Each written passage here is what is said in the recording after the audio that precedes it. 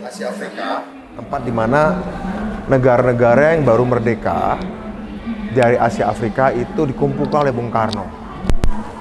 Dengan konferensi Asia Afrika ini sedang ditegaskan oleh Bung Karno bahwa dunia bukan lagi cuma bisa diatur oleh para pemenang Perang Dunia Kedua.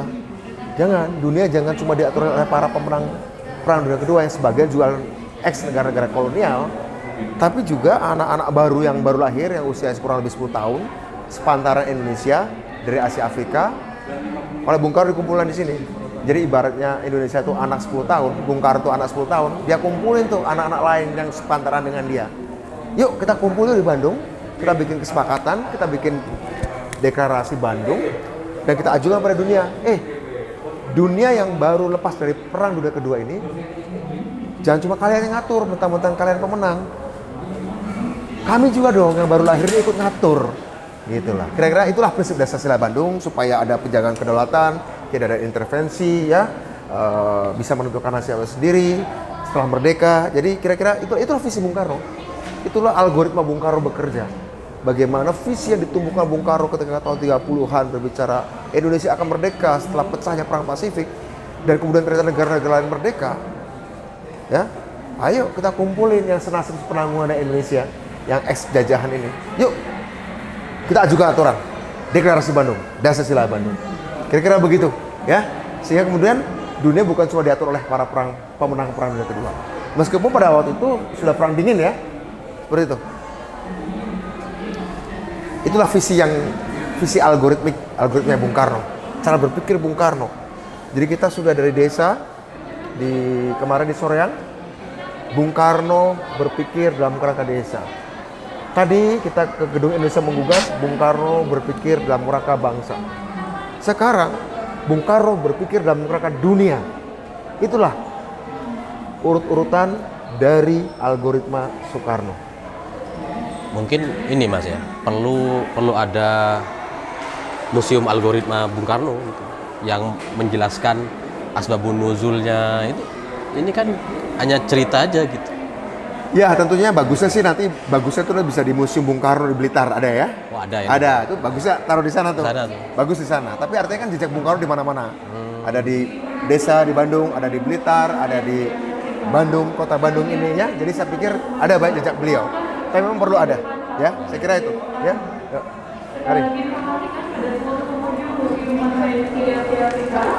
Bagi yang ingin dipandu, silakan berkumpul di depan patung Presiden Soekarno. Kita keluar, ya, mau keluar. Ini negara-negara yang baru merdeka setelah Perang Dunia Kedua. Afghanistan, Burma, Kambodia, Mesir, Cina, Sri Lanka, Ethiopia, Pantai Emas, Pantai Gading, ya, India, Indonesia, Iran, Irak, ya. Mereka ini negara-negara, ini memang nggak pernah dijajah, tapi kan di Asia nih, ya. Turki, ini dia sebagai republik tuh awal abad 20 sebenarnya. Jadi peserta Asia Afrika bukan cuma mereka negara-negara yang baru yang lahir setelah Perang Dunia Kedua, tapi juga negara-negara di Asia Afrika yang memang ingin melepaskan diri dari kolonialisme atau baru bebas dari kolonialisme. Ya. Jadi ini anak-anak baru nih. Anak-anak usia 10 tahun, ada udah 40 tahunan gitu ya. Tapi oleh Bung Karno, ayo kumpul di Bandung. Kira-kira begitu. Jadi ini dahsyat sekali. Itulah cara berpikirnya Bung Karno. Nehru, ya, Norodom Sihanouk, ini Ibu Supeni jika tidak keliru. Nah, ini beliau putri dari Nehru. Indira Gandhi. Yang kemudian menggantikan ayahnya menjadi Perdana Menteri wanita pertama di Asia. Di Asia, ya? Di Asia. Oh, ya. Perdana Menteri wanita pertama. Indira Gandhi, ya? Nah, ini duta besar kita saat itu di Washington, Ibu Supeni, ya? Ibu Supeni, ya. Ini Norodom Sihanouk, ya? Ya. Nah, ini ladies programnya. Ibu Rahmi dengan Ibu Fatmawati. Rahmi Hatta, ini Gamal Abdul Nasir, ya? Dari Presiden Mesir. Dulu namanya Republik Persatuan Arab. Ya. Jadi Mesir itu bergabung dengan Suriah dan beberapa negara lain bikin RPA, betul. Republik Persatuan Arab. Ya. Nah, ini juga ini juga siswa-siswi SMP SMA, mereka berkumpul di lapangan Tegalega. Oh, Tegalega. 1 kilometer dari gedung ini ke arah selatan. Mereka berkumpul menyanyikan lagu-lagu perjuangan. Ya. Obade. Obade, ya. Nah, Saat itu juga masih ada yang ikut saat itu. Siapa? Dari grup Bimbo. Oh Bimbo, siapa? Kakak tertuanya. Acil. Sam. Oh Sam Bimbo, oh Sam Masih Bimbo. kelas 3 SMP beliau saat itu. Oh Sam Bimbo Ya. ya. Oh bukan Kang Acil bukan ya? Kang Acil. Ada Kang Acil, Kang Sam dan Kang Jaka. Iin Parlina. Ya. Jadi bincang-bincang Muhammad Hatta. Ini apa? Dahsyat ya. Perdana Menteri China dengan Perdana Menteri Sri Lanka. Heeh. Dulu kan Ceylon namanya. Ceylon ya. Serjon Kotelawala kalau nggak salah. Serjon Kotelawala. Ya. Serjon Kotelawala. Ini Ali Sastro Amijoyo. Ya. Perdana Menteri Indonesia. 8 ya. Heeh.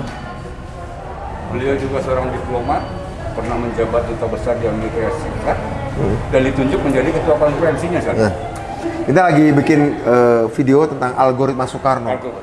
Cara berpikir dan cara bekerja Bung Karno. Oh, betul. Andai Bung Karno hidup di era digital itu namanya algoritma, gitu. Algoritma, Ya.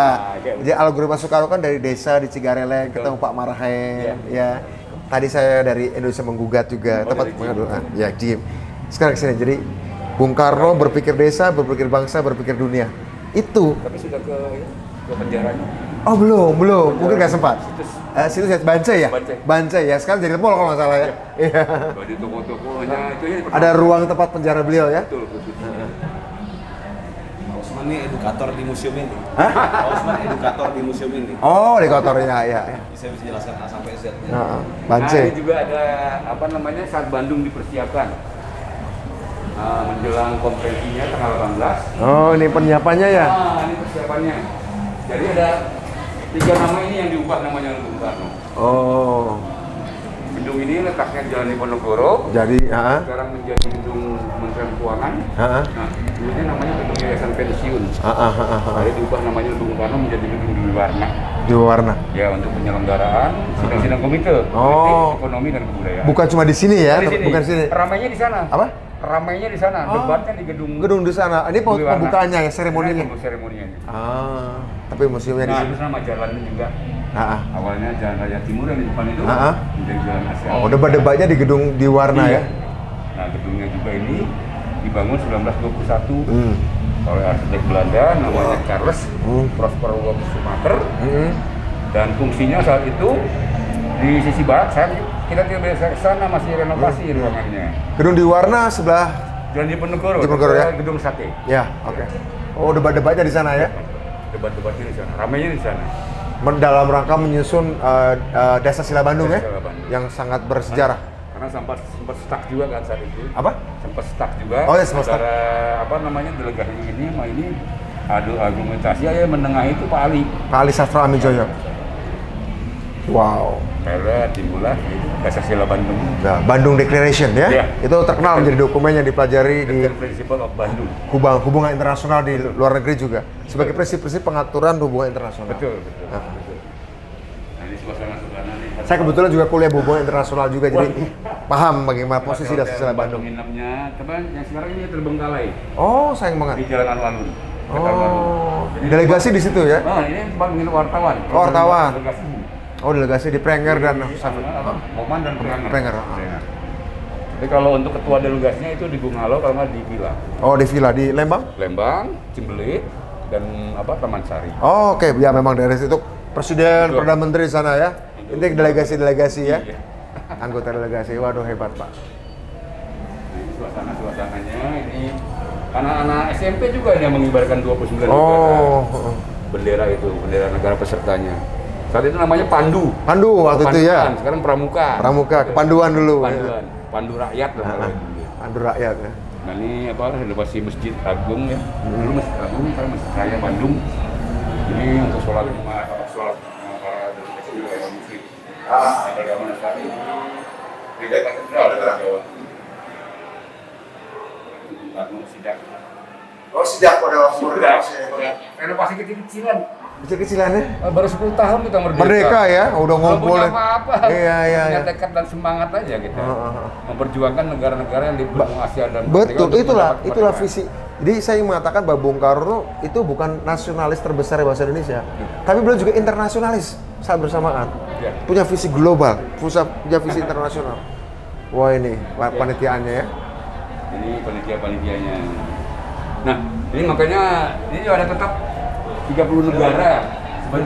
Tapi yang hadir cuma 29 termasuk Indonesia. Karena satu negara itu dari Federasi Afrika Tengah saat itu Rhodesia. Rhodesia. Masih konflik negara. Saya terjajah Inggris ya. Masih konflik, belum bisa datang. Kalau sekarang tuh Rhodesia itu Uganda. Zimbabwe sekarang ya. Zimbabwe. Ya. Nah, di 2015 akhirnya jadi peserta. Ya, kemudian ya. Pak Jokowi, Pak Jokowi. Siap. Ya udah, terima kasih Kang. Sama-sama. Saya mau di situ dulu ya ngobrol-ngobrol.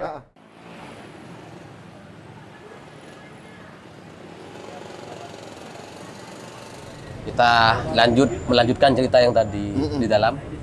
Lanjut Mas, cerita yang Ya, itulah kira-kira. Jadi saya mau ajak Alif melihat bagaimana kepemimpinan Indonesia itu selalu tidak menghindar dari tugas-tugas yang grande.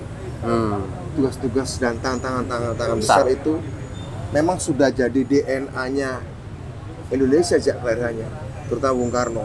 Iya. Sehingga bahkan baru 10 tahun merdeka, padahal mau menjelang pemilu nih, bulan September, Desember tahun 55, bulan April bikin gawian internasional, padahal mau menjelang pemilu pertama setelah merdeka.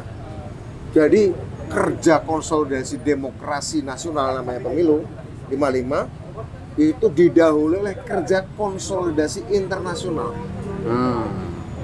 Anda bayangkan dalam negara yang belum banyak uangnya, yang baru saja perang kemerdekaan dan masih ada pemberontakan, tapi dilakukan karena Bung Karno tahu untuk konsolidasi materi demokrasi Indonesia, beliau butuh ruang geopolitik yang bersahabat untuk negara ini tumbuh.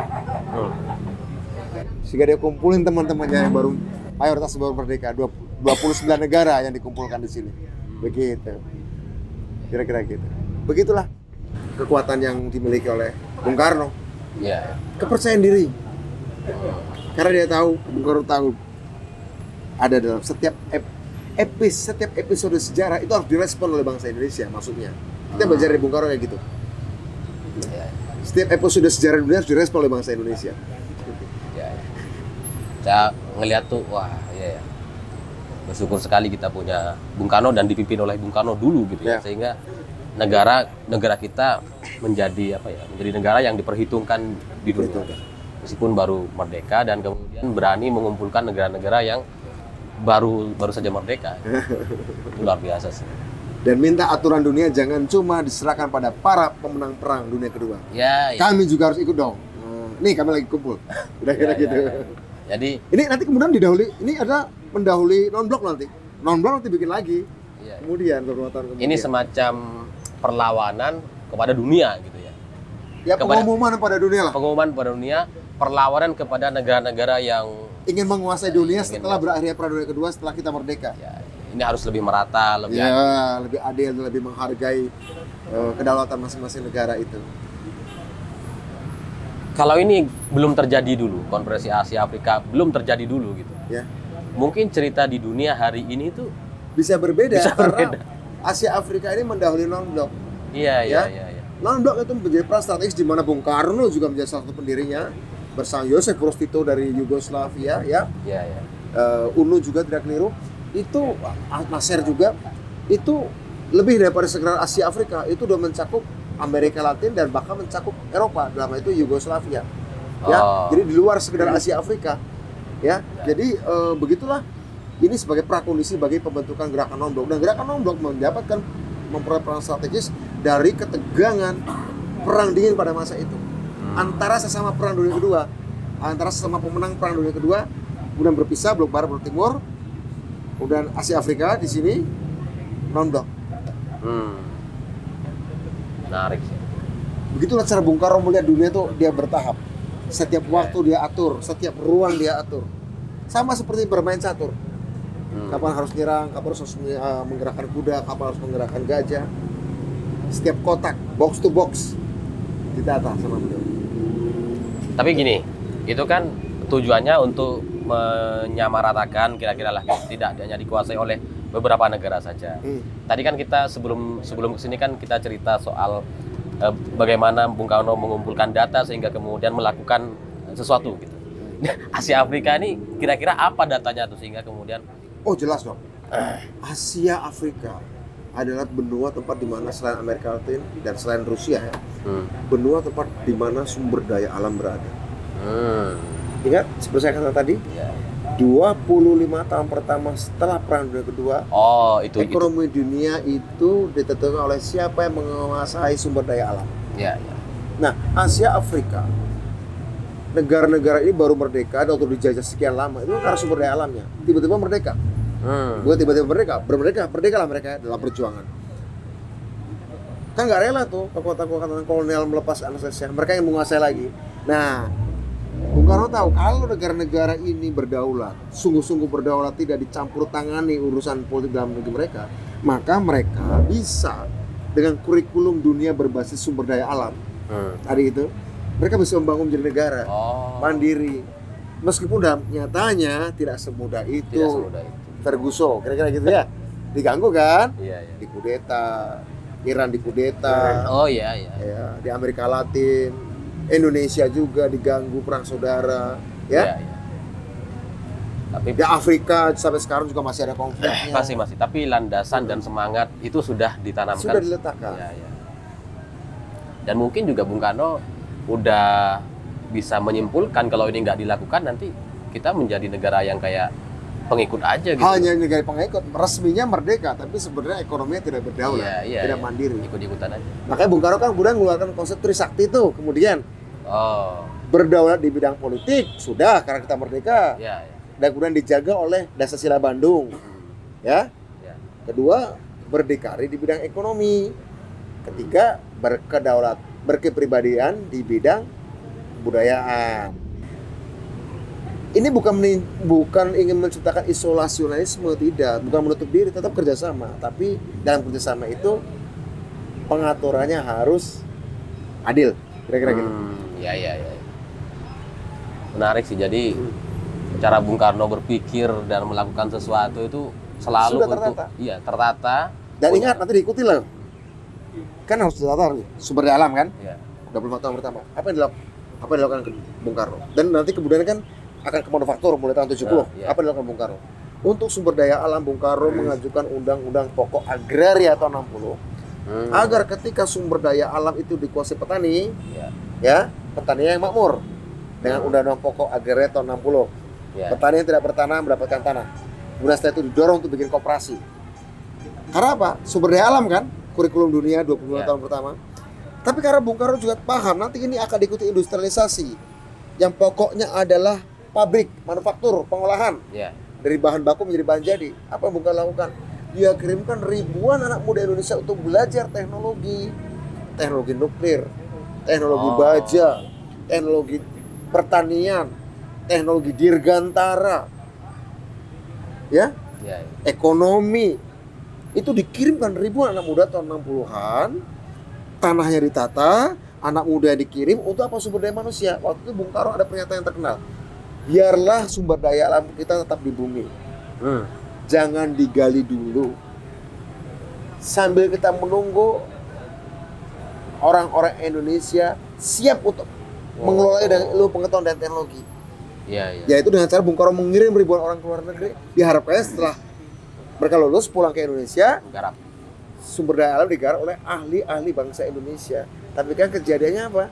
Bung Karno dijatuhkan. Oh iya, itu Sehingga dan orang itu nggak bisa pulang. Dan tanah itu kemudian pada akhirnya menjadi sumber eksploitasi dan itu ceritanya orang-orang yang ada di luar negeri dulu di zaman Bung Karno. iya yang dikira bukan nggak bisa pulang sama sekarang. Gara-gara itu ya. Ya bisa PKI kan gitu. Oh iya. Sampai sekarang masih ada, Mas. Masa tuh udah meninggal ya. Saya tuh pernah dihubungi sama orang yang keluarganya tuh di sana. Iya. Anaknya adalah menghubungi bahwa mereka nih nggak bisa pulang ke Indonesia. Iya. Ribuan loh. Ada ahli nuklir, ada ahli dirgantara, gara-gara Orde Baru itu ya. ahli atom, ahli pertanian.